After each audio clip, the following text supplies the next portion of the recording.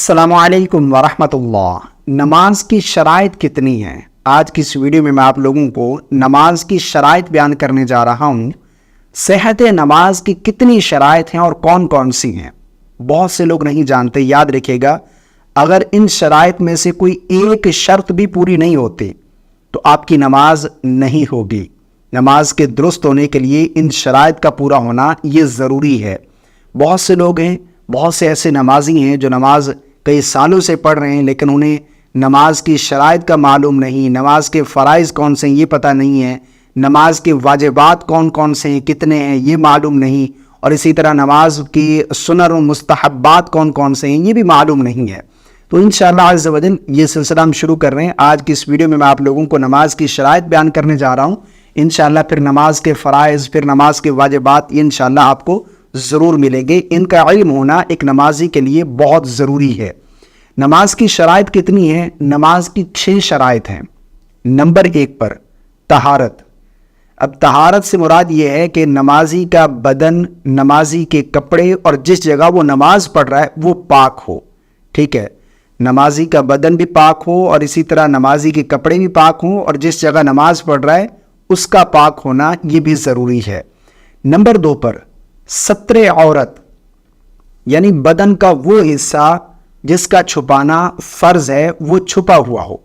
مرد کی عورت کیا ہے؟ مرد کا چھپانے والا حصہ کون سا ہے؟ یعنی ناف سے لے کر گھٹنے تک، اور عورت کا جو ہے یہ ہاتھوں، پاؤں اور چہرے کے علاوہ سارا بدن جو ہے وہ ستر میں شمار ہے، یعنی ہاتھوں کی ہتھیلیاں اور اسی طرح جو ہے وہ پاؤں ہو گئے، اور اسی طرح جو چہرہ ہے، اس کے علاوہ عورت کا پورا بدن جو ہے وہ ستر میں شمار ہے، حتیٰ کہ عورت کے بال بھی ستر میں شمار ہیں۔ اگر عورت باریک دوپٹہ لے کر نماز ادا کرتی ہے جس سے وہ بال جو ہے وہ ظاہر ہو رہے ہیں، یا پھر بال کھل جاتے ہیں باہر جو ظاہر ہو جاتے ہیں، تو اس کی نماز نہیں ہوگی۔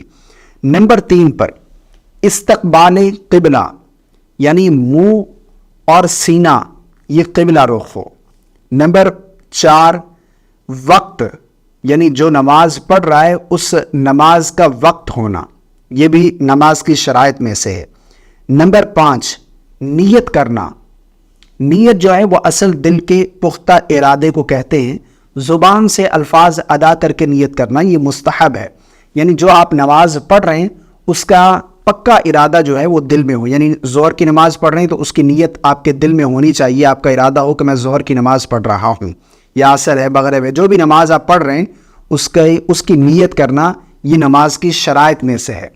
اور اسی طرح نمبر 6 پر آ جاتی ہے تکبیر تحریمہ، یعنی جب آپ نماز شروع کرتے ہیں اللہ اکبر کہہ کر ہاتھ باندھتے تکبیر تحریمہ، یہ بھی نماز کی شرائط میں سے بھی ہے اور نماز کے فرائض میں سے بھی ہے۔